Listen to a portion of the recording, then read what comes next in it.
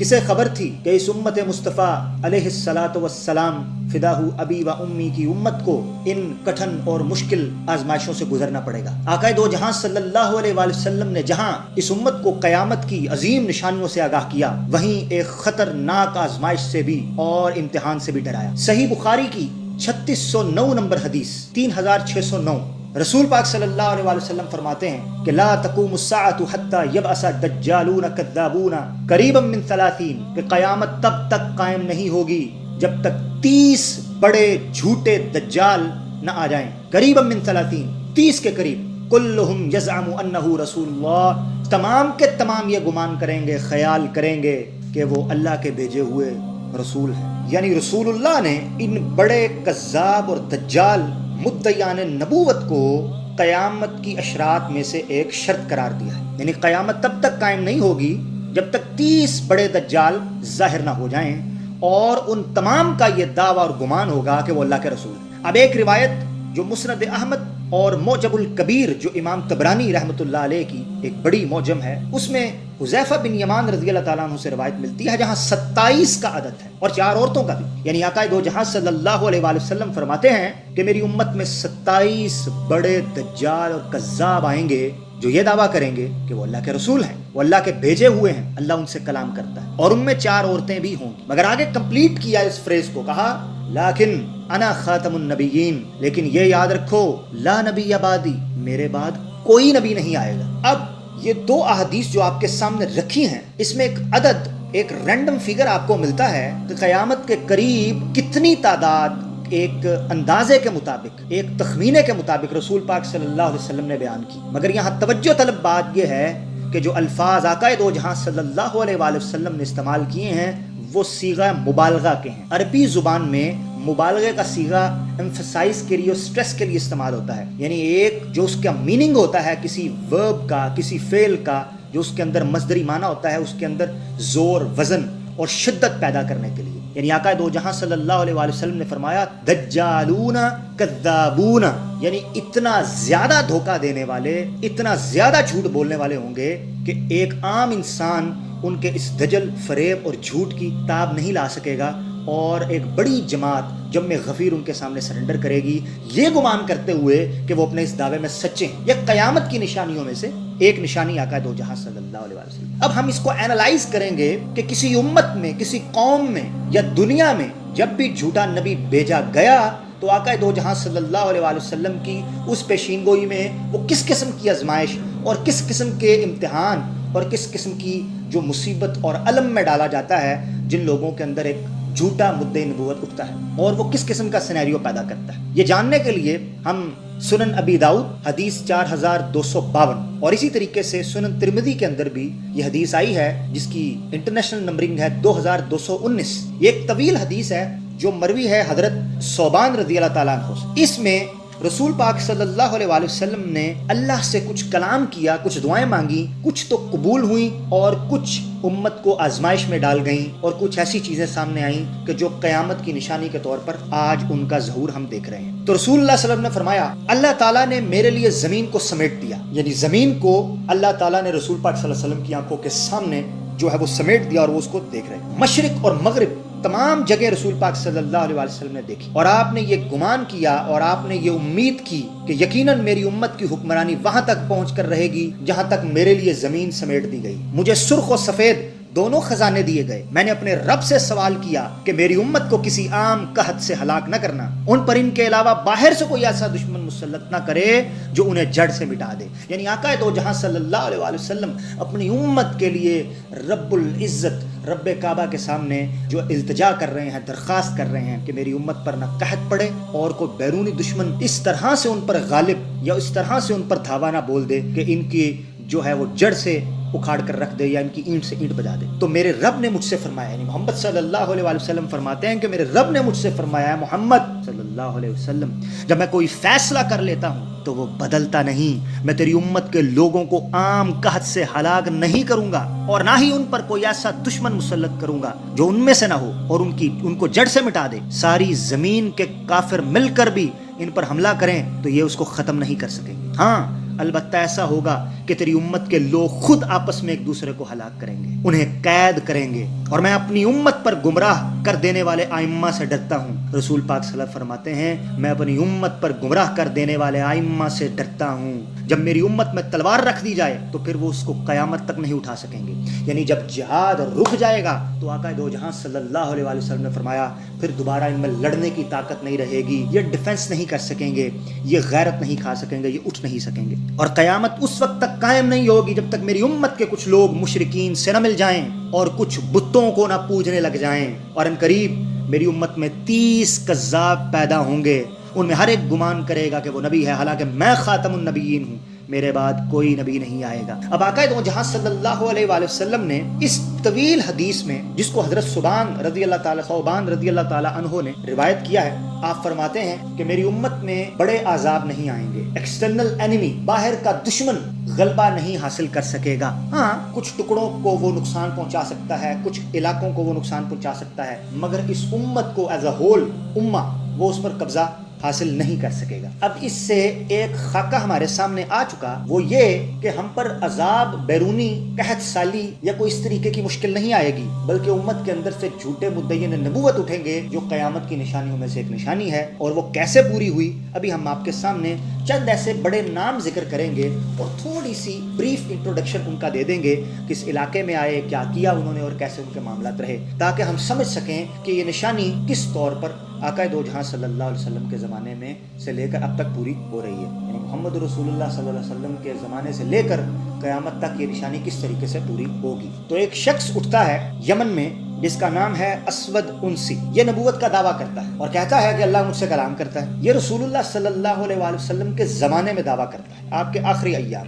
تو جب آپ آقا دو جہاں صلی اللہ علیہ وآلہ وسلم کو خبر ملتی ہے تو آپ وہاں کے علاقے کے لوگوں سے یہ کہتے ہیں کہ اس کا محاسبہ کیا جائے، معاقبہ کیا جائے۔ اسود انسی نے اپنے ہی ایک ماننے والے کو مروا کر اس کی بیوی سے شادی کی ہوتی ہے، اور اس کے نتیجے میں جو بیوی اس کے پاس ہوتی ہے وہ اس سے کچھ خاص لگن اور محبت نہیں کرتی۔ تو وہاں کے یمن کے مسلمان مل کر اس کی بیوی جو ہے ان کے ساتھ ایک پلان کرتے ہیں اور اس کو مروا دیتے ہیں، اور اس فتنے سے امت مسلمہ کا خلاصہ کرتے ہیں اور اس کا ازالہ کرتے ہیں۔ تو اس نے جو دعویٰ کیا تھا نبوت کا وہ 3 یا 4 ماہ کے قریب کا عرصہ رہتا ہے، اس کے بعد اس کو جہنم واصل وہ لوگ کرتے ہیں۔ دوسرا ایک شخص جس نے مسلمانوں سے کافی جنگیں لڑی وہ تھا طلحہ بن خویلد اسدی۔ یہ ابتدا میں مرتد ہوا، پھر بتدریج گریجولی اس نے نبوت کا دعویٰ کیا اور پھر مسلمانوں سے کئی جنگیں لڑیں، مگر جیسے کہتے ہیں کہ اللہ تعالیٰ جس کو توفیق دے کہ یہ دوبارہ اسلام قبول کرتا ہے، رجوع کرتا ہے الی الاسلام، اور پھر ایک جنگ نہاوند کے نام کا جو غزوہ ہوا تھا صحابہ کے دور میں،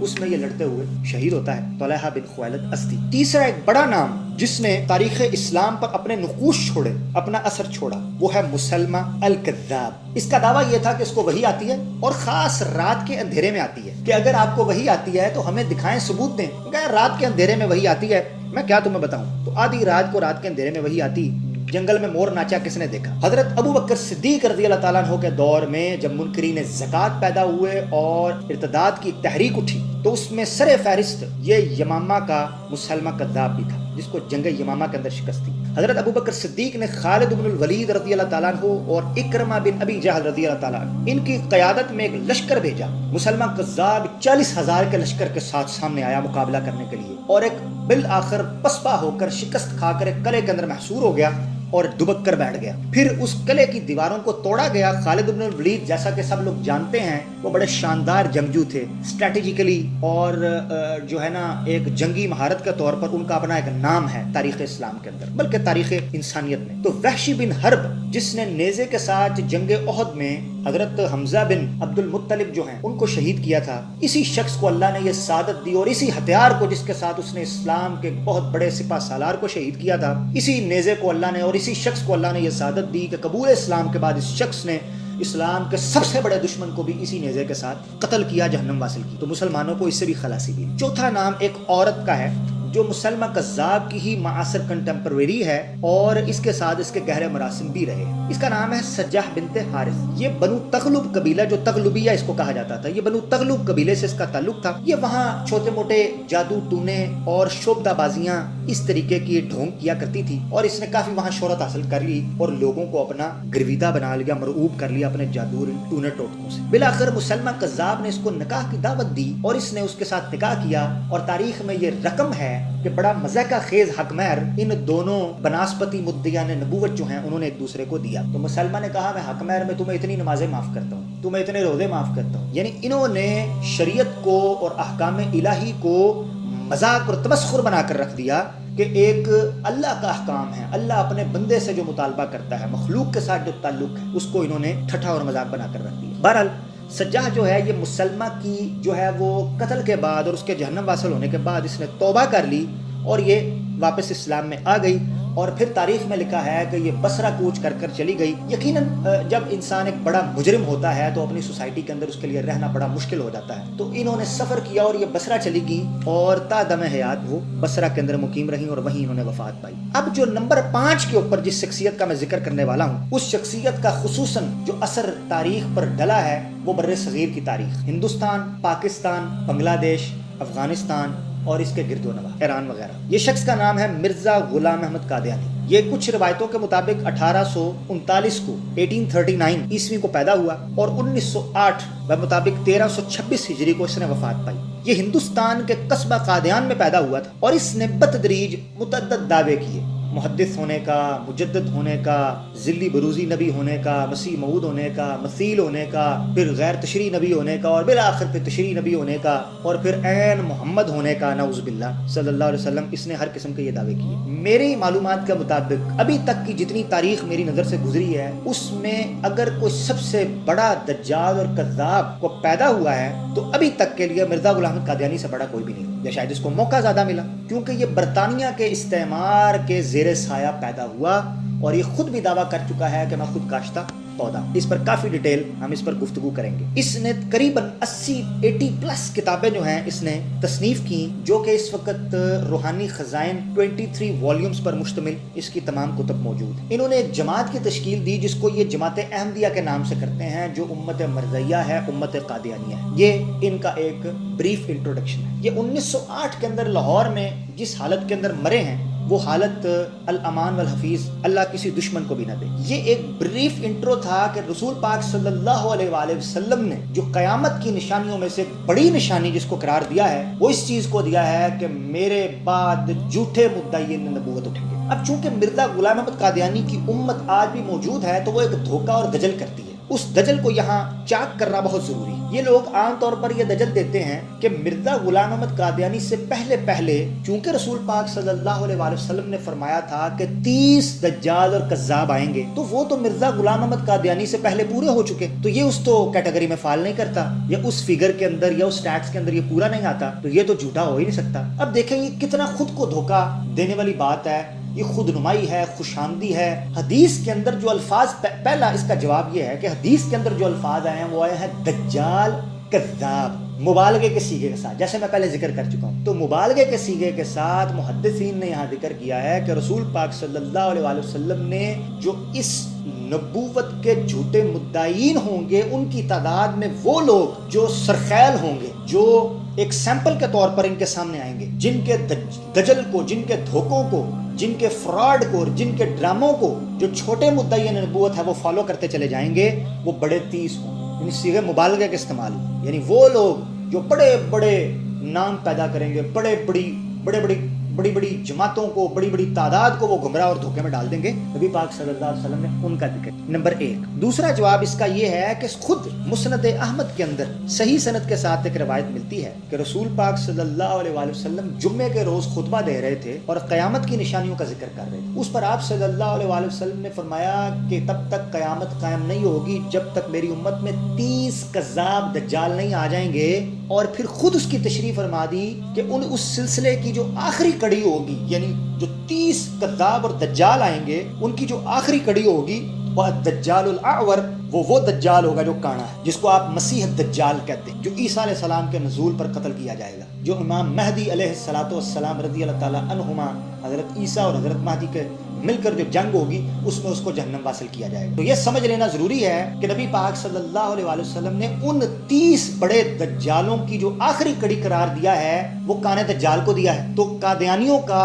یا مرزائی مربیوں کا یہ دھوکہ دجل دینا کہ مرزا غلام احمد قادیانی تو اس فگر اور اس عدد کے اندر آتا ہی نہیں ہے، کیونکہ نبی پاک صلی اللہ علیہ وآلہ وسلم نے یہ 30 تو پورے کر دیے ہوئے ہیں، 30 تو مرزا غلام قادیانی سے پہلے پورے ہو چکے ہوئے ہیں، اور پھر ادھر ادھر کتابوں کے حوالے دینے اس حوالے سے تو یہ دجل چاک ہو جاتا ہے۔ رسول پاک صلی اللہ علیہ وآلہ وسلم نے کہا کہ میری امت میں 30 بڑے دجال دھوکے باز آئیں گے، جن کی آخری کڑی الدجال الاعور، وہ کانا دجال ہوگا، جس کو مسیح دجال کہتے ہیں۔ یعنی اس کا مطلب یہ ہے کہ یہ عدد ابھی پورے نہیں ہوئے، اور یہ امکان بھی رہ جاتا ہے کہ اس دجال سے پہلے کئی اور مدعین نبوت آئیں گے۔ تو یہ دو جواب اس دجل کے بنتے ہیں۔ بالآخر ہم اس نتیجے پر پہنچے ہیں کہ رسول پاک صلی اللہ علیہ وآلہ وسلم کی یہ پیشی گوئی جو انہوں نے قیامت کے حوالے سے ایک سائن اور سمبل قرار دیا تھا کہ میری امت میں جھوٹے مدعین نبوت آئیں گے، یہ کس حقیقت کے ساتھ اور اظہر من الشمس کے طور پر پوری ہو رہی ہے۔ اور ایک حدیث جو میں نے آپ کے سامنے رکھی تھی، حضرت ثوبان کی طویل حدیث، اس میں یہ بھی پتہ چل گیا کہ یہ امت پر آزمائش کے طور پر آئے ہیں۔